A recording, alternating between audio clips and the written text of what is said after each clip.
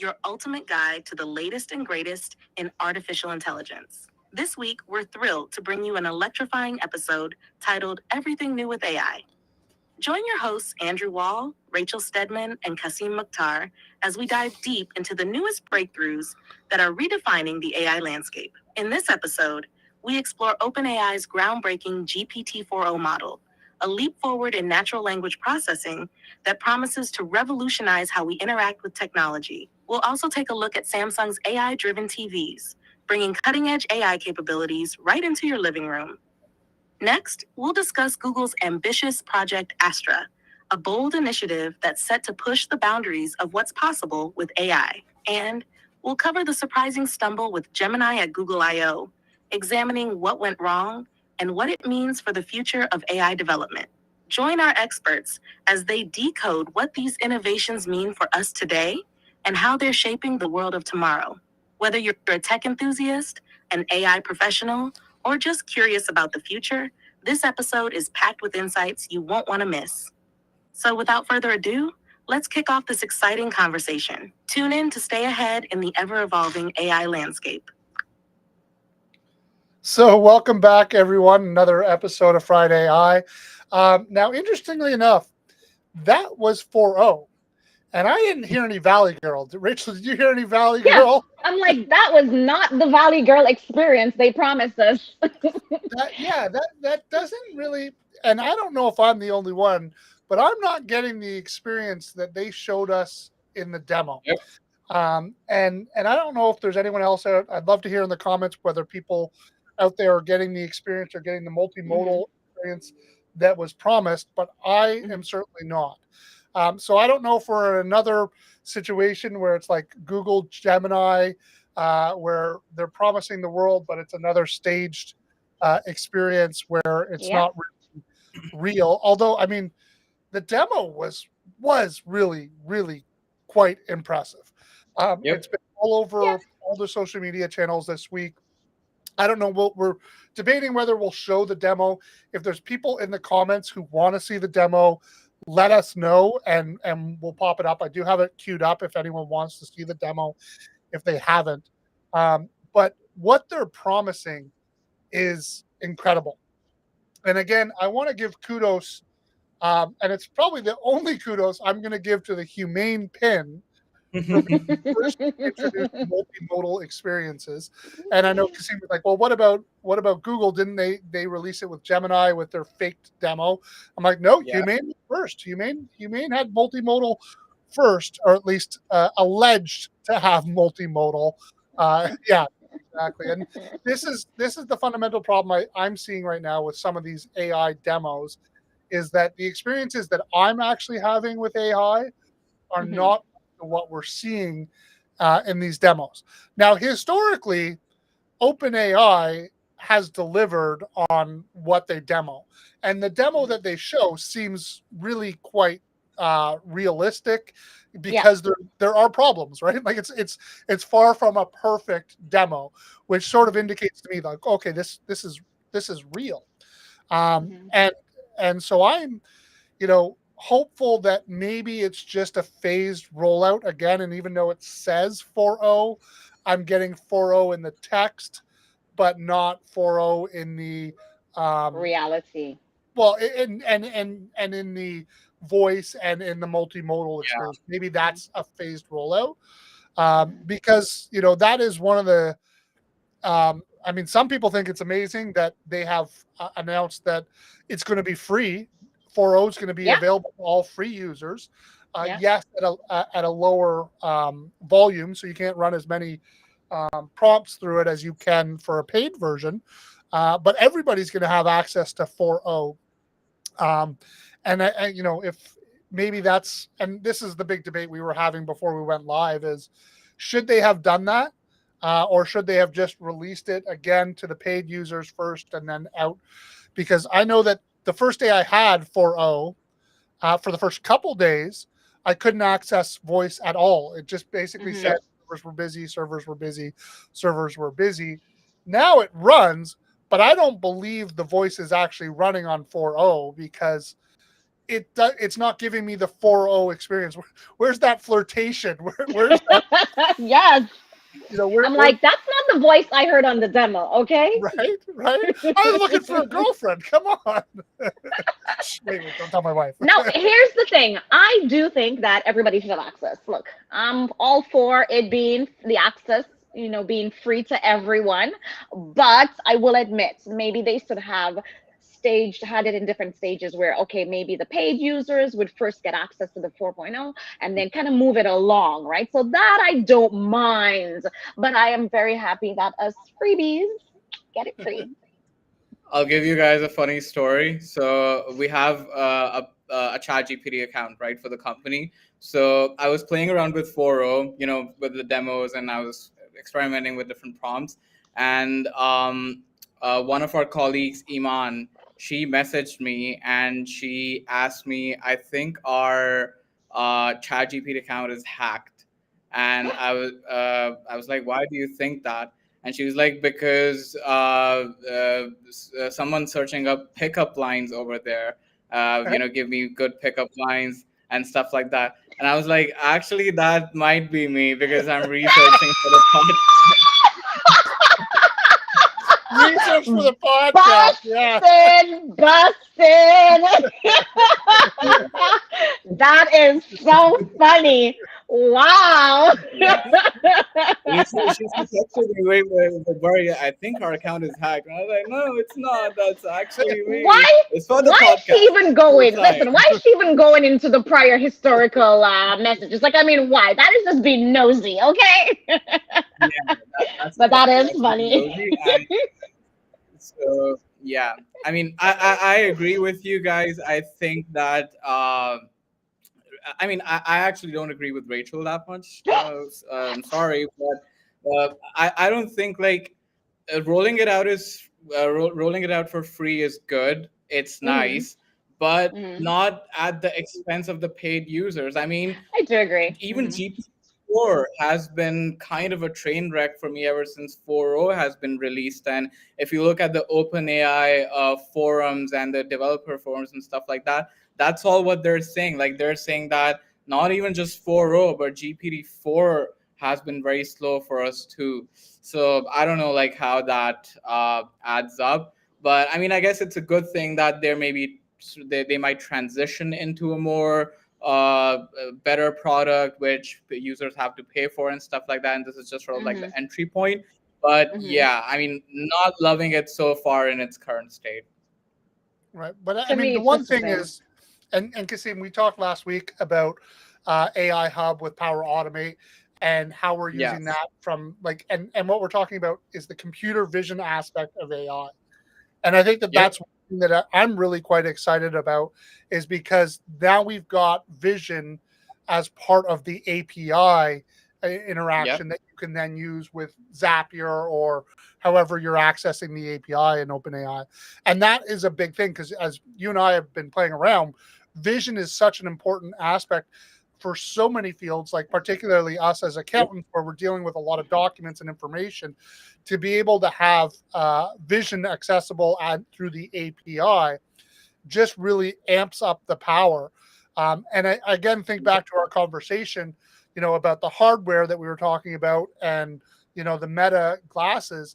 And if we've got full multimodal capabilities with OpenAI, and hopefully that means it's going to translate down the line to Meta's LLM as well, which would mean I'm going to have full multimodal capabilities using my glasses. So it's going to be able to do video and everything. I'm going to be able to have that conversation sort of Yeah. somewhat privately in my ear with the Meta glasses. And I'm thinking like, think about how powerful that's going to be they demoed Yep. the capabilities in translation and being able to have conversations back and forth using OpenAI as the intermediary, the translator. And if I have that combined with my Meta glasses, like there's no like I've got it built into what I'm wearing anyways. I can walk around the world anywhere and go into a foreign country, and let's say I'm in Japan, and I can be like, what does that sign say? And then I can go up Yeah. to someone, I can go up to the waiter and say, tell this waiter that I would like to order, noodles Yeah. with the onions, please. And like you think about the experiences that you're going to be able to have with this technology, and it's exciting, right? And what also exciting is the pace. The pace is not letting up I of know. like the constant development of new iterations and making the product better and better and better. And it's not just OpenAI, right? And I think that this is why, in my opinion, that they released this to the free version, is Mm. that the race is heating up. And good, like on the heels of OpenAI's release of 4 new features, Google's got 14 features Yep. that they released, Yep. right? Yeah. Yep. So, but here's the real question, right? The question is, Kasim, do you still think that Sundar needs to be canned? I mean, a couple of months ago, you wanted this guy on the That's a chopping block. I yeah. mean, now we can tell, okay, he was not, just sleeping doing nothing, because they definitely came out with a heck of a bang. Yeah. You guys should thank me. I roasted the hell out of Sundar and made him Wow! We added stuff up to make the Wow! scene Okay. You're welcome. I didn't mean to take that. Wow. Okay. Yeah. He heard you. Oh wow, that is hilarious. So yes, we Yeah, should be but thanking Kasim. yeah. the thing is the thing is like with Google, I've always been a big fan of Google, and with their AI technology and everything they've sort of demoed in Google I/O conferences over Mm, the past year, right?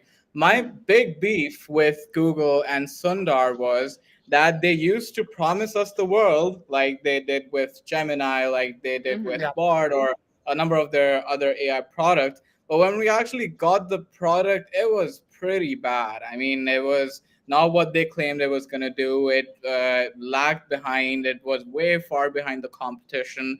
And that's what my issue was, because Google has so much potential, because AI, the entire industry of AI, it revolves around training and data, right? The more data that you have, the better you'll be able to train your AI model, the better will be your accuracy, the better will be your output and stuff like that. That's why you have these $1 million, $1 billion lawsuits going on between OpenAI and different people over content, right? Over using data for training.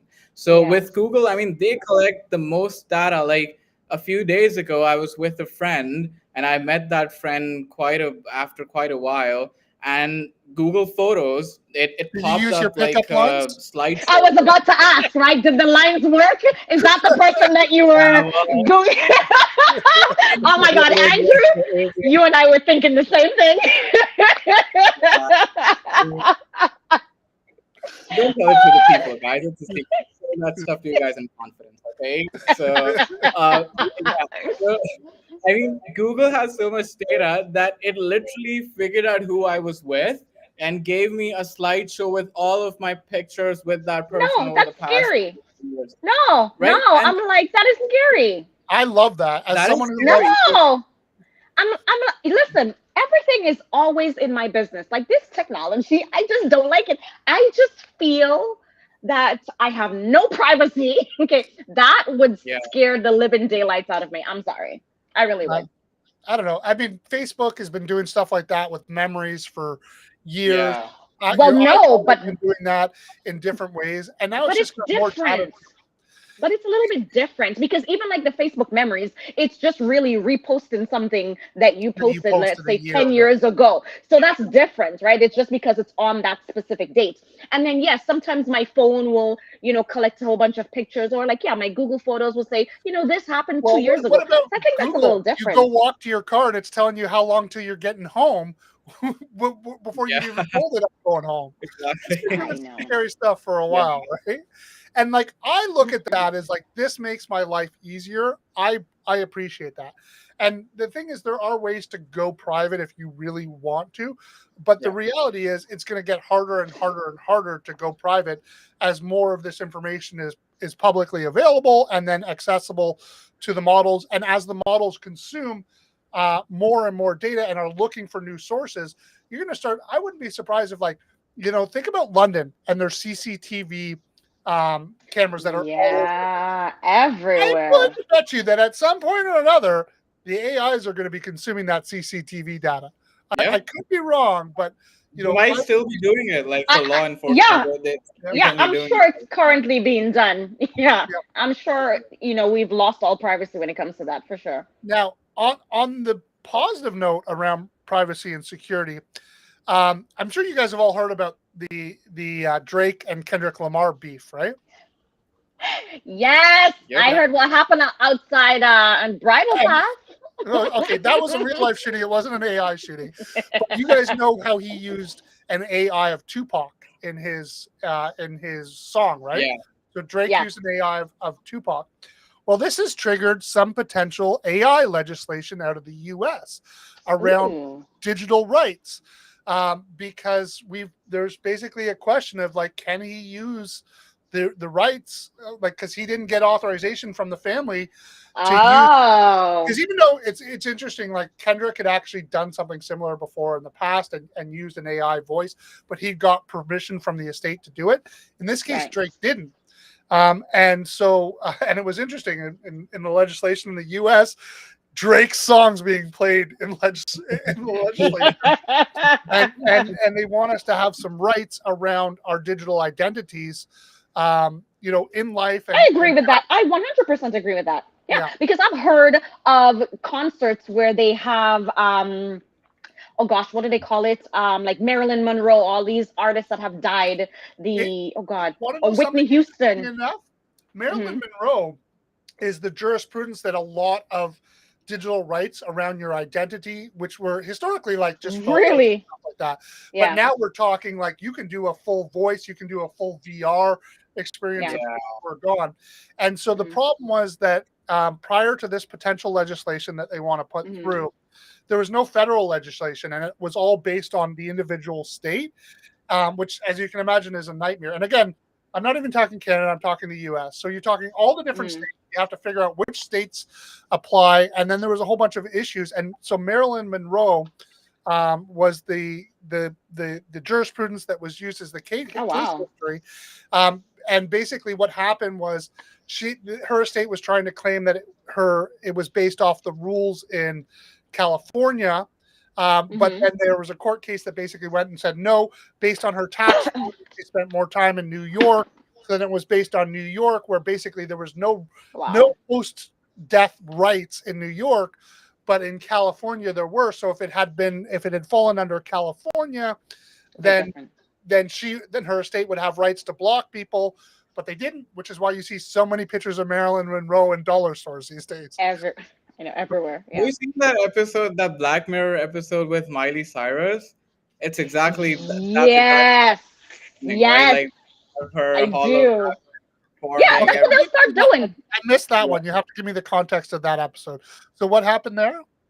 So yeah, so basically what happened was the Miley Cyrus, she's a singer in this episode, and what due to some conflict with her aunt or something, she ends up paralyzed. Right now, Hmm. her brain is working, but she's like paralyzed. So what her aunt did was she extracted all of her thoughts from her brain and used that data, like all of her memories and stuff. I mean, it was a bit far And fetched, built a but basically GPT.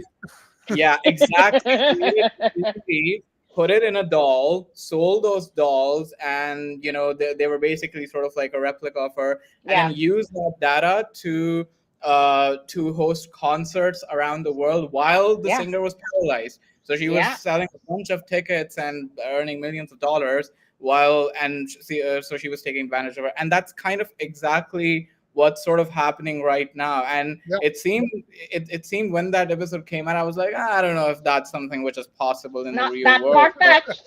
yeah, Not that right? far fetched. I will say though, as much as it does sound scary, I would totally pay to go to a Bob Marley concert if they had a hologram of him. 100%.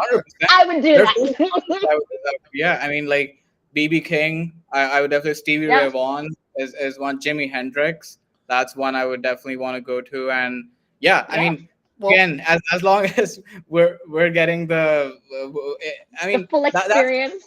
yeah, that's kind of where the line gets drawn, I guess, is because there's no a definitive right or wrong. It's just a matter of what seems best to you and what seems Hmm. best to you for your situation, right? And that's the Hmm. big debate, I guess, with AI and with all these new products that are coming out. Is it might be some people might think it's ethical, some people might think it's not ethical. So the question Hmm. remains: should we do it or not do it? Right? I mean, that's the big debate, and and this is what it needs always has been. And legislation to come into place. And effectively, what they're proposing in the states is that you would own the rights to your I agree with identity, that. and you I would have agree. you would choose whether people had authorization to your voice, Yeah. to your likeness, to your appearance, which is um, interesting, because then you can think about, like, that's kind of done right now with video games, believe it or not, where people have signed off, actors have signed off their rights to their voice. They've given Yeah, permission to use their Hmm. voice and Hmm. their likeness, but now the film studios can actually go and create an entire virtual experience without actually having to come back and pay these actors, Hmm. because these yeah, actors didn't really exactly. comprehend Hmm. what they had given away when they signed away their Yeah. rights, Yeah. right? So But do you know that's why the actors strike? yeah, That's why it well, happened. It was because Yeah. it was primarily because of the use of all of this AI and the rights of their information, which I think it's, I mean, can you imagine somebody doing an entire, let's say you sign on for like a 3-part trilogy movie, and then they decide they want to do a fourth, and they're like, oh, well, we're just going to have this all AI generated of this. Yeah, look at Kissing. He's liking it. Yes, yes, well, we'll change Game of Thrones ending. Don't Throw worry, that we'll off. change Game of Thrones ending. That's the first one. Yeah, Okay. exactly. That's so. Oh my God, that's where I would let AI do anything it wants to do to change the Game of Thrones ending. Oh, Yes, that's fine yes. for me. I Don't worry. I well, signed the petition for the change for the redo of the episode too. well, I did and too. also Exactly. I did that think too. think about this from, like, the potential that we have here. What's one of the most famous interview questions ever asked? If you could have dinner with anyone dead or alive, who would it be? Oh yeah, yeah. And now that could be, like, that could actually happen, right? Like, you could be sitting across from a virtual avatar of Bob Marley, of BB King, of Hmm. anyone Yeah, that you wanted to, and be able to have depending upon the volume of works that they have created, a Right. relatively reasonable semblance of what that person is. And this again yeah, comes back to, to me, we talked in one of our very early episodes of me trying to create the GPT of my father. And one of the things that you realize becomes important as I've gone through this process, because my dad, is different today than he was when he was my age, unfortunately. And you lose, like, I've lost the time to create some of that content with who he was. And I Hmm. was at a conference the other week with someone, and they were a prolific blog writer. This guy, from the staffing industry, prolific blog writer, and I'm like, you can use all that content, and that's going to be able to be a big basis for the GPT to know about you. And so Hmm. one of the things that I've gotten more interested in doing for myself is, they have those. There's a service that you can subscribe to where they send you, once a week. They send you a letter, asking you a question, and you're supposed to then jog down and write down, something about yourself. I'm starting Hmm. to do this for myself because I'm realizing that, Interesting. yeah, like, my kids are probably not going to sit there and ask me these questions, and they're not going to be able. I'm not going to be able to create the GPT because the data is not there. And so I'm wanting to actually be able to create this for my children, even if they never use it, but so that they have the capability of being able to ask me questions when I'm gone. Right? I want to be able to rule from the grave. Right? I'll be like, isn't he gone? No, he's still Yeah, here. whatever. I mean, But that is quite, I mean, that's an interesting perspective in terms of, you know, leaving a little bit of you, I guess, behind for your family in the future. That's quite different. well, Never and I really think thought Speaking of one of the things that's really AI. interesting too is now like those services have historically been paid services. The way I'm looking at doing it is I'm trying to build it out with a Zapier integration and an OpenAI. I'm like, hey, OpenAI, what are the questions that you would need to ask to know about me to be yeah. able to build a GPT that Mm, would be mm, mm, reflective mm. of me? Great. Let's put those questions into an Excel. Okay, Zapier, once a week, I want you to send me these questions and have me fill out a Google form that's then going to go to a form that then's going to go into the GPT. So I'm automating the build of my own GPT. Wow. Yeah. Wow. Yeah, it's very cool. I mean, with current technology, even with the GPTs that we have, and even with the technology that we have right now, there's like certain limitations, right? When and people who use ChatGPT, they can attest to that. There's a certain number of characters you can upload, and it cannot go through like 15-page documents as much as you want to. You have to break it down, and the process can be a bit tedious at times, right? So considering that now if we transition into a little bit more into Google I/O and the products that uh, they released a new model called Gemini 1.5 Flash, and it was really interesting to me because I mean there was a lot of technical lingo which people who are interested, they can go and look, and if they understand, perfect, you'll know what that is. But if we Mhm. break it down into very simple terms, so Google already had a Gemini 1.5 Pro model, which was available at the enterprise level, right? So it was very Okay. expensive, had a big token limit. Token limit is basically what the The amount of input. capacity that you have, Hmm. yeah, to enter in your prompts and stuff like that. So what developers asked for was something with a similar token limit as Gemini 1.5 Pro, but in Hmm. a scaled back, cheaper version, right? And that's what they did. Like they Yeah. released Gemini Yeah. Yeah. Yeah. 1.5 Flash, and it has a token limit of 1 million tokens. Now 1 million tokens, that might not mean a lot to you, but if you put it into perspective, That's what 1,500 basically, pages. Yeah. It's a yeah, lot. pretty much. Of It's yeah. like 1.4 million words, 60,000 Hmm. lines of code, 22 hours of audio, 2 hours of video. Yeah. So Yeah. it's pretty big, right? When we talk about those kind of numbers. And that's where if Google can come up with this in a much more affordable, scalable model, which consumers can use, and it has that token limit and it's as good as OpenAI, then I might be inclined to just switch over, right? Because that's a big feature for me. So Uh, we've got a question here from Amon who wants to know, how does Flash fit into the existing lineup of Google's AI models? Yeah, so Flash is very interesting because it sits in right in the middle, right? So basically, Google had two mainstream models, one of which was Gemini Nano, which was supposed to run locally, like on your cell phone devices. And I mean, it was good, but it wasn't something to rave about because it had a very small token limit and very limited in what it can do. And then they had the Gemini 1.5 Pro, which was the extreme steroided out AI model which enterprises could use, right? So there was no in between, right? Something like ChatGPT, maybe there was no in between, and that's what they did. Like they came up with this new model, Gemini 1.5 Flash. Very appealing to all the developers out there who want to take advantage of it.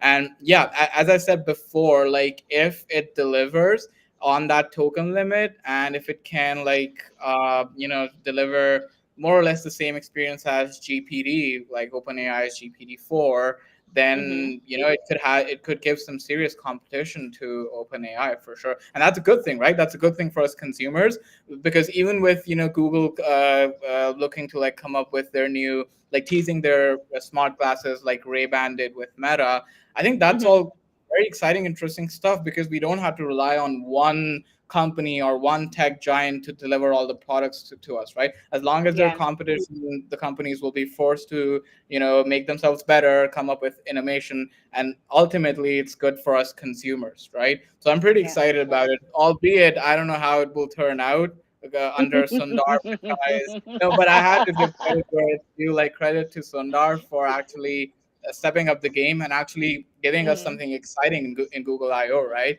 Not Yeah, something yeah, which yeah. I was expecting. I was pleasantly surprised. Yeah, I Mm-hmm. mean, there's a lot of like over 14 releases this week Yeah. from That's a Google. lot. Like it was impressive what they've done, and I'm sure we'll go through some of those bigger ones too. But I think one of the things that I'm most interested in is how this is going to how some of what the releases that they've talked about this week are going to impact small business owners. And one of the Oh, most interesting things that I've heard the conversation around is the way that Google is now pushing people is intending to push people away from traditional search and into AI based answers. And so yeah. someone posted, Mm. I saw on Facebook, someone who has was a content producer was like, the days of producing blogs, like, hey, AI can produce all these blogs for you now, but those days are over. Like using Yeah. blogs Yeah. for search engine optimization, those days are in their near death if they're not dead already, because the search engines, and now with Microsoft and Google now pushing AI into their search engines, they're looking to answer those questions in with AI first, rather than pushing you to some fluff field, keyword optimized blog post Yeah, yeah, that yeah. were hey fluff, right? We all know they were, and for the last year, people have been writing them with AI, trying to like Yeah. rehumanize them so that they work, but they were basically Mm. fluff fillers designed to drive search engine optimization and drive traffic. So now, how is that going to impact how businesses appeal and interact with customers online, right? And what impact is that going to have on Google's advertising program, right? And their paid ads, and Yeah. and the search engine optimization business. I think it's going to have really far-reaching impacts. And I know from our own experience, going back almost a year now, where we got our first lead through Bing's OpenAI chat, Mm. where it pushed into was social media. And so Yeah. where I think and this is pure speculation, but where I think it's going to drive a lot of business changes is the moving away from traditional websites into more social media. And it's really going to drive the importance for companies to have a really good social media presence across all of the platforms, because that's the other thing too that we've seen with some of the algorithm changes with Google's ranking algorithms, is that they're putting more weight onto the credibility of the linking sites, which includes the platforms like Facebook and YouTube and Mm-hmm. TikTok Yep. and Instagram and all these platforms. So I mean, I don't know what you guys think, but I think that if you guys if the people who are listening, if the two people listening to this episode are not driving into social media and leveraging social media to drive engagement, I think it's really going to impact their ability to attract and retain clients online in the future. But I don't know. Again, a little bit of my ADD asides here. I mean, here's the thing though. If we're talking about, businesses that are very tech savvy and very big on, the use of AI and all of these things, I think that's great. But then, it's like I also think of there are also other businesses that are, smaller mom and pop shops that, still want to be successful, but maybe don't have the know-how, don't want to spend the money or can't. And then, if a lot of them just had like a typical website and, again, as you said, right, using Google AdWords or whatever to kind of drive in business, I think it's going to be all of that's going to be missed. And, it's like who's going to be maintaining their social media accounts? I don't know. Like, I think it's got some pros, but I also look for, the other people, the small subsect of people that are not big on all of these things. And I think it's going to impact their business. I get it that it's kind of like you have to get on this bandwagon, because if you don't, you know, you're going to be losing out. Yeah, I would say it's not that you have to, because there's a lot of businesses out there, surprisingly, that don't even have websites. It's, in the accounting industry, surprisingly, it's far larger than you expect. People still don't even have websites. Let alone, Really? yes, yes. Into How do extent, they get in business? Word of mouth? What is this? well, in accounting, yes, very much so. It's word of mouth. It's other clients referring other clients. So you know, you Right. don't have to, but if you are looking to grow and Expand. Yeah. you know, you're going to need to be looking at some sort of advertising or promotion. And Yeah. to me, I think that's going to see a big shift over the next few years. But again, you know, this is where AI is going to come to the rescue because of the, you know, the releases of the new tools from both OpenAI with Sora, and now with VO and from Yeah. Google, which, you know, are these new tools that are going to be the answer for developing video content, which seems to be Hmm. the big channel. Um, there's going to be an amazing opportunity. I just saw a post yesterday of a woman who was using AI to generate 100 video posts in less than 10 minutes. So it was, again, very similar to what Wow. we had done with Canva. It was using Canva's bulk create feature, which we'd used in the Hmm. past as well. So you can bulk create in Canva by linking in a CSV and then using templates. And so what she was doing is same idea, but using video templates as opposed to text-based templates, to Hmm. be able to come in and build out hundreds of videos. And then you imagine being able to do that and combine that sort of automation with tools like Sora or VO, which have the potential to create some amazing quality video content. Really, the only Hmm. limitation is going to be your imagination. We might even be able to create a virtual Kasim for when his video goes down. Talking of which, but you see again, so this is where I have issues with these kind of things. And I'll give you a prime example, something that recently happened to me. So, they had the Met Gala last week, and I'm not big for watching these red carpets and all this stuff, but I was kind of, flipping through some of the pictures of, all the different people that attended the Met Gala, what they wore, because it's always that, that shock and awe of what they wore. And then you start seeing, oh, Rihanna had a nice outfit, and oh, this person had, and it's like, Rihanna never went to the Met Gala, and it's like, they use AI. So then they start using AI. I kid you not. So it turned out they had, I guess, for people that was saying, people, celebrities that they wish that were there, they created their own AI image of a celebrity in, some very elaborate outfit. And I just feel so duped. I'm like, no, this is wrong. Don't do this to me. So then I start to, so now even when I'm on the internet, the reality or social media, whatever it is, I really cannot take anything at face value. I look at it, I look at a video, I look at an image, and I can't tell, is this the real image? Is this the reality? So I really don't like that. I really don't. Yeah, the world of deep fake is only getting better. Yeah. That's the Oh, reality. that I know. Yes. And I honestly, and I just feel like, you know, there's nothing that I can do to avoid this, right? I mean, you see Well, something and you you can don't you leverage don't know. AI, and we can start What am I gonna asking. do? I'm gonna Well, ask AI everything. Is you this ask picture Google legit? Photos, see, like, is this a real photo? Where was this actually taking place? Yes. I'm all into my celebrity gossip, and sometimes I'm seeing, the royals in the UK, and I'm like, is this a legit picture? I just never know. Yeah. I think it's wrong. I think it's wrong. I'm being lied to, deceived.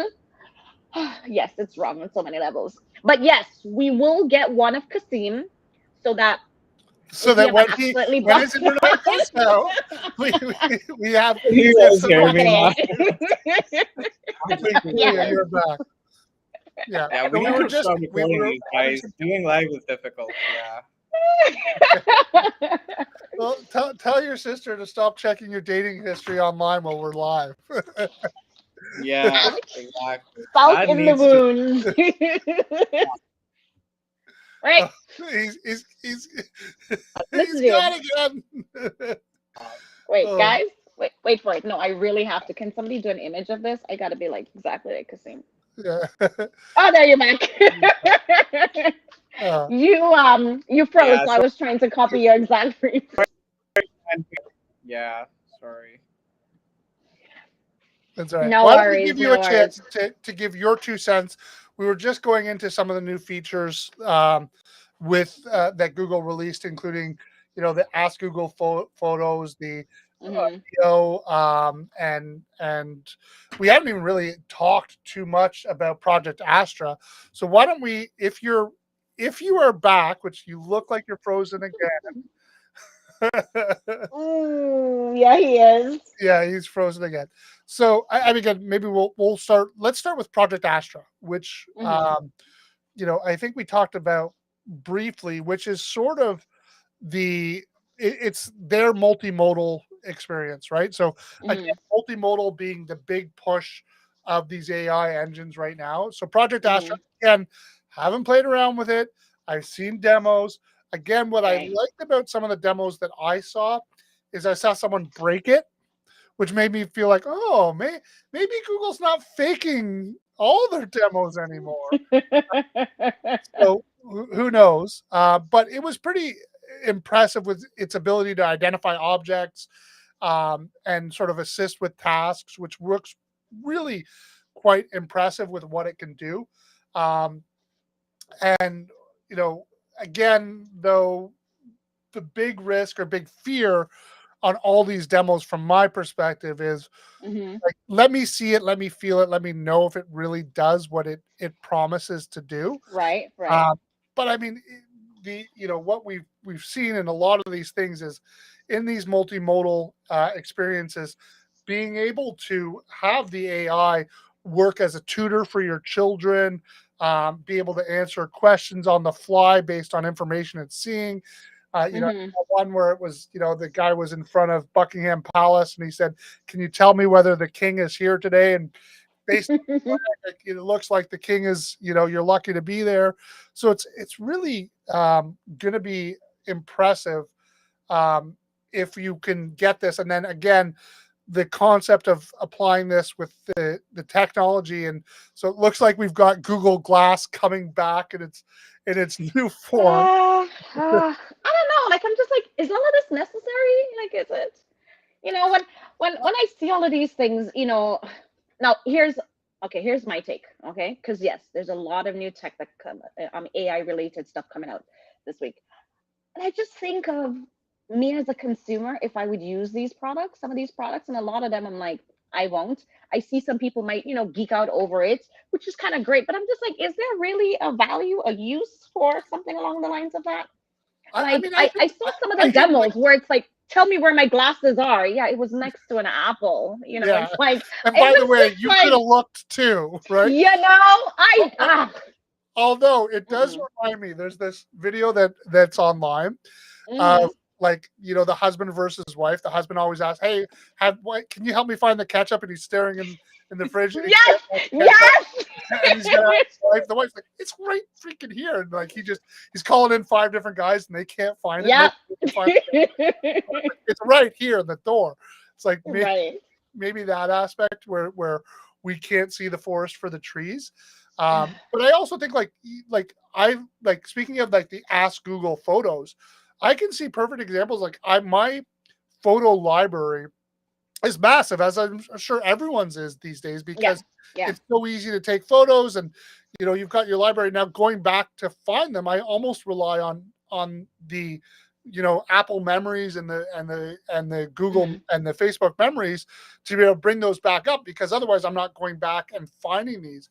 But I'm Mhm. thinking of like, like when it's someone's birthday, I'm like, I know I got a photo of them and I wanted to post a photo of them for their birthday to say happy birthday. And I want it to be this one event, but I can't, like, it's going to take me hours to try and, search by location or try and find it, Right. Yeah. based on when was that again. Now to be able to have that at my fingertips, to be able to be like, hey, find me a photo of me and Rachel, on the paddle boards at the cottage with Jose filming things he shouldn't. Really? That's the image you want to see? You know what I mean? But like that concept of Yeah. being able to like pull up and Pull up retrieve anything. information and be able to search it, I think that is But incredibly here's the powerful. thing, though, Andrew. How much of all of this AI technology is robbing us from using our own intellect? Like, Oh, how yeah, much? Like, right. But I mean, it's all technology is doing that. I can't spell, I can't do math because I have a then calculator. I figure don't have it a out. spell check. Well, I Figure. mean, hey, I'm great No, at you. math. accountant, but all the software is doing that for me. And as a result, I can't even remember my wife's phone number anymore. Right? That's my point. I know. Okay, really and truly, that's the problem everybody has. I have that problem too. When I was Yeah. in high school, I knew like 20 of my friends' telephone numbers, right? On the drum. I But still I know just my think, telephone number for my first house, right? But I could like couldn't tell now you any I other. don't know my wife's or my kids' phone numbers without my phone. Andrew, the thing about it is, again, it's great, and I just the technology is great, but it makes things easy. But I just think of how it robs us of our brain use, right? Our intellect, and then I start to think about, you know, aging when our generation gets older, and memory, and what people are retaining, and long-term effects on that. Maybe I'm going too deep on this, right? But it's just like, The like if, for conversation example, got very deep just as I entered, guys. yes. I'm back.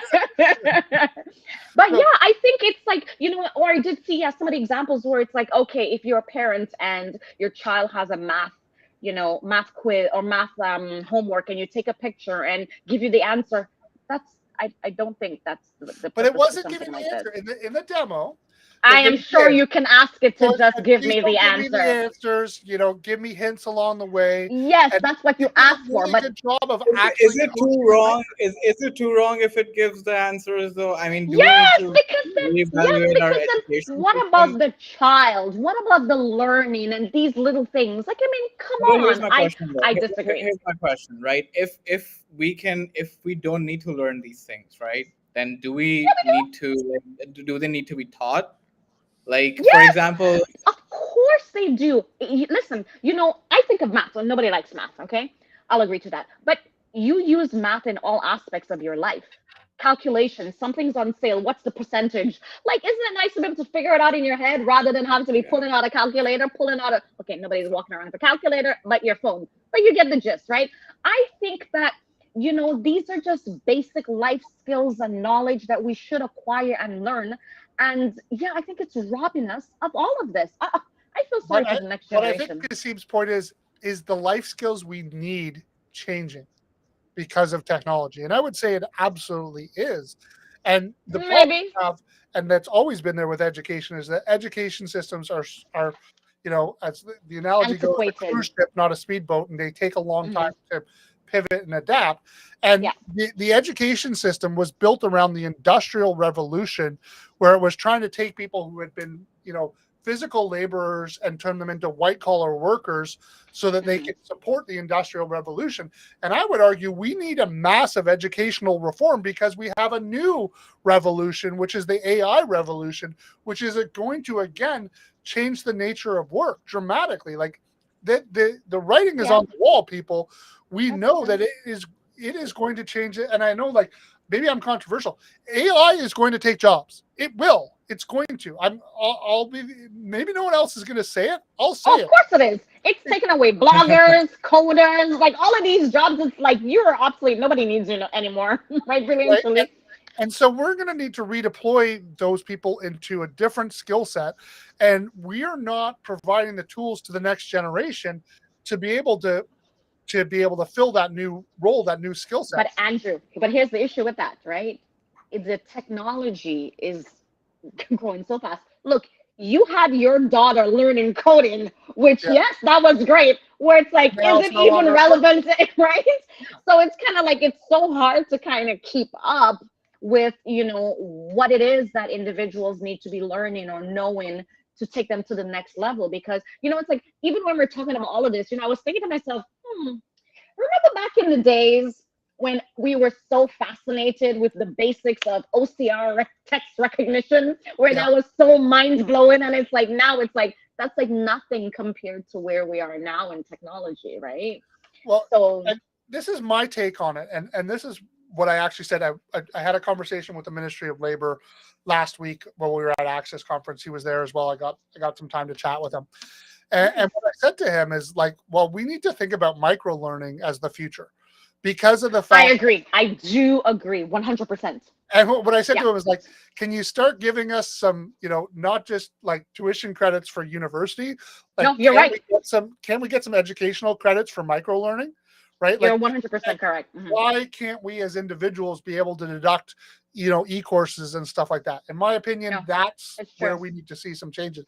Unfortunately, Yeah. this was the provincial minister of labor. I need to go at the federal level, but hey, even some Ontario provincial credits wouldn't Mhm. hurt, right? So No, you're right. Even in jobs, like nobody cares that you had this fabulous, 4-year university degree in marketing, 10, 20 years ago. They want to know, they want to see that continuous learning. And yeah, a lot of these micro credentials, you have to keep up with them to be relevant in any industry. And the good thing about the micro learning as well, it also allows you to be able to pivot to different industries so quickly that you don't have to be concerned about, well, hey, I studied, political science, yeah, 10, 20 years ago, but now I'm branching into something else. So it's so quick and so easy that individuals can really migrate from different fields and be very successful in that profession with a micro credential. yeah, yeah. I mean, I think, to be honest, that's the future. The hard part is, like, how do we then validate what is about what's like a legitimate micro credential, because we need a way to be able to do that quickly, because the Mhm. problem we also have is that the market is also flooded with a whole bunch of e-courses that are crap. Yeah, but a lot of universities and accredited schools do offer micro More credentials. and I more. know It's U more of at the college T, level York, than the university Harvard. level. No, I've seen it in the university. I've definitely seen on quite a few because I have been, looking into, doing that just for myself, right? For my continuous knowledge and, so I've actually been looking around and yeah, I'm more inclined to do that than I would on those free channels because I'm Well, like I mean, it's some of the Joe free Schmo. channels are great, but I mean, I do think that we need. I would love to see some form of governing body that had some sort of qualification process, that if you met a certain standard, smaller organizations could still develop content, because there are some people who developing great content. And what we need to be able to do is we need to appify education, right? We need to Hmm. incentivize people to develop more content at a more rapid pace, so that we're getting higher quality education that's coming out faster.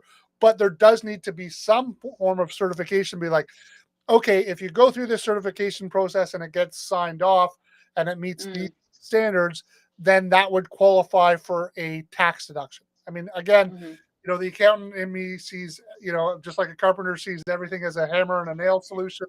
I see tax incentives as a great way to do it. But I mean, wouldn't that be great if there was a process 100%. Yeah. where you could say, hey, if you took your course and you got it certified by the government, we had an easy, simple way that you could do that, then it would then be eligible for tax credits for For whoever, of deduction. course, Yeah. no matter what age you are, right? Yeah. Because that's the Yeah. other thing too, is we got to re-educate not just the young generation coming up, but the The people older my ones too. age, Oh, for and sure. Because across you all can the be obsolete so quickly. Like, you know what I'm saying? Like, I mean, back in the day, it could be a situation where, in your 60s, you were kind of like, now, if you could be in your 40s and, if you haven't really, kept up with technology and courses or whatever the case is, you can also become obsolete in your profession. 100%. Yeah. yeah, it's an interesting time from education standpoint, but I guess we digress, and we should talk more Just a little bit. some of this technology. We talked a little bit about VO, which is the answer to OpenAI Sora, Yep. and what it can do is it can generate 1080p videos from text. The demos are good, and they look pretty promising. But again, the Hmm. demos for Sora were super impressive and promising. But I don't have my hands on Sora yet. I don't have my hands on VO. Who knows? What else did they release? They Imagen, which is Imagen 3, which is another text to image converter. You know, that's supposed to be competitor to DALI. Um, and Yeah. again, it looks like we've got some promising improvements in what we're seeing there. The Music AI sandbox, which is really interesting to me, and that's another thing that I think we're seeing more and more of, is AI music generators. In this case, the demo was not as nearly as good. It was Yeah, it at sounded best. a little robotic.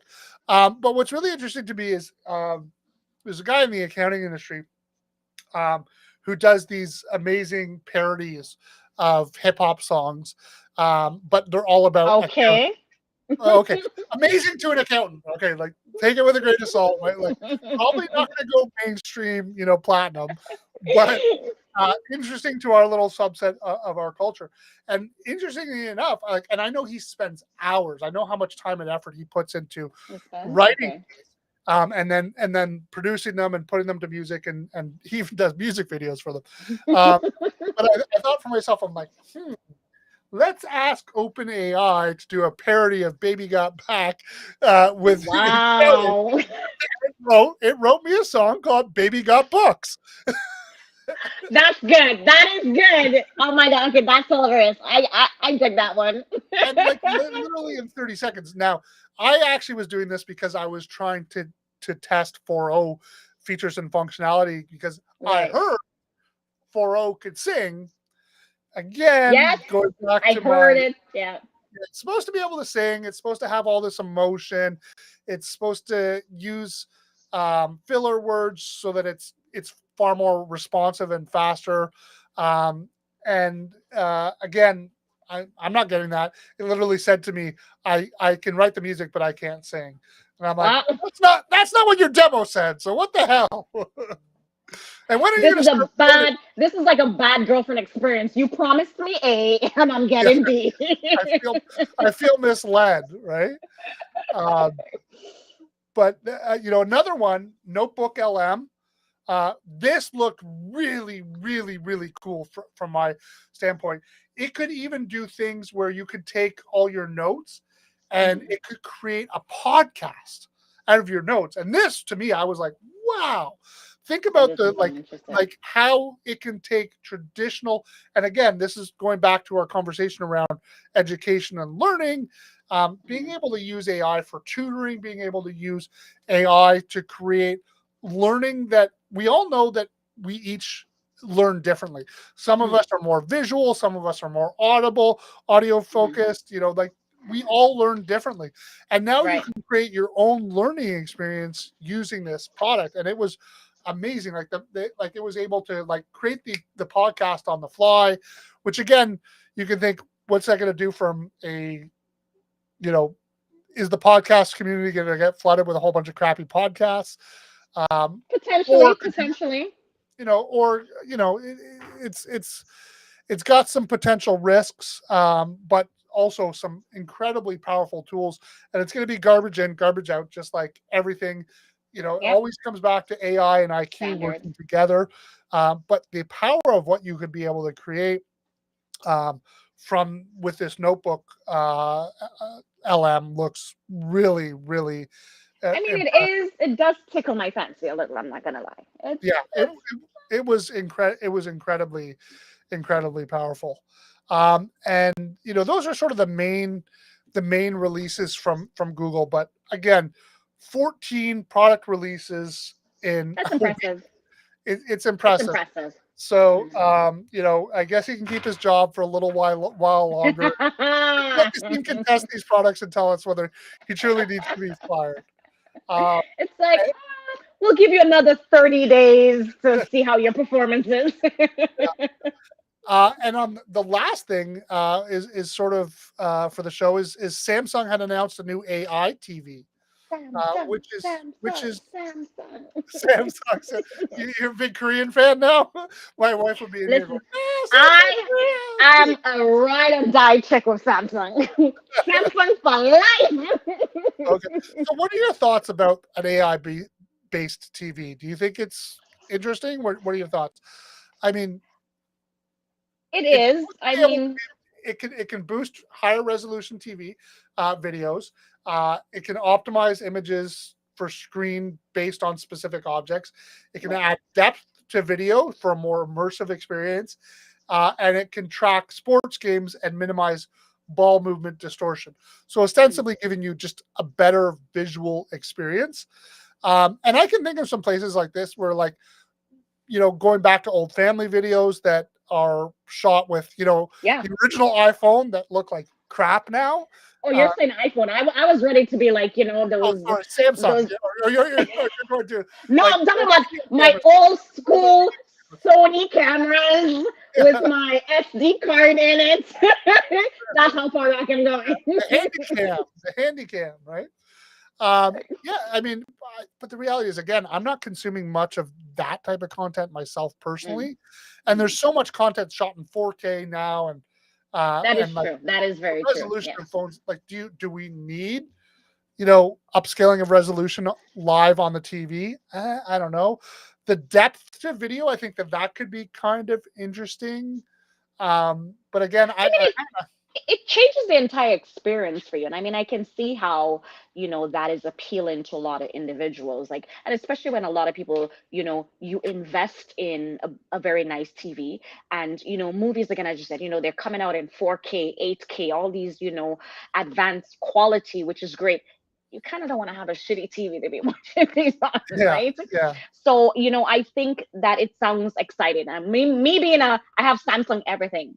Samsung. Well, TV, phone, tablet, name it, the- soundbar. but I guess the whole point of, again, this concept of hardware and software merging together, and again, what we're seeing there, where it comes to that, is it really, when it comes to hardware, we need to have the AI, whatever the AI is, whether it's a large language model or a visual-based AI, embedded into the device, which is, I guess, why Google has gone this platform where they have the different versions, the ones that can be on mobile devices, the ones that are web-based, and so it's going to be interesting to see how this plays out in the hardware realm as AI becomes an important aspect of everything from our TVs to our cell phones to our glasses, right? So it's exciting You time. can't run away from it. You can't run away from it. You need to be on some kind of survival island. That's about the only way you can get away from all of this AI everywhere. Yeah, it's just everywhere. You can't really. No, you can't escape I don't it. want And to say avoid it or escape it. You really can't. You can't really just escape it. can't. But You the really good can't. news on that is, even though we're at time now, and in fact slightly over, we will be back again in another 2 weeks with more latest updates. And again, one of the other things that I mentioned, I don't know, for again the two people who are still with us, last week I mentioned that I was going to be speaking at Get Connected, or Canada's version of QB Connect, in Vancouver next week, and then in Toronto later in June. But I forgot to mention, Rachel will also be speaking at Get Connected, talking about sales and marketing. So that is congratulations, Rachel. Thank you, thank you. I am nervous as heck, but I'm very excited that we get to the opportunity. As I did partner with Intuit's sometime in February when for we the Black assisted History with Month. their Black History Month campaign. And I am really excited. I'm stoked to have the opportunity to partner with them and work with them and be a guest speaker at the conference. So I am excited. But I know, I have a great person that I can learn from. But yes. I'll put together a group of fanboys for you. Don't worry. Perfect. That's all I asked for. That's all I need. I need some groupies. That's it. Rachel. That's right. Well, but no, but Rachel. And Kasim, you did an amazing job. Oh, wait. Wait, I know it's like, wait, Kasim? Okay. You know what it is? No. It's okay. He'll watch it after. He'll watch it after. That is true. It's not me. Because it's you. Yeah. Typically it's always you, Andrew. So this is definitely quite different. But it was definitely a pleasure. I hope you have a fabulous Friday. It's Victoria AI. 3-day weekend. So see you on Tuesday, Rachel, and see everyone else in a couple weeks. Bye.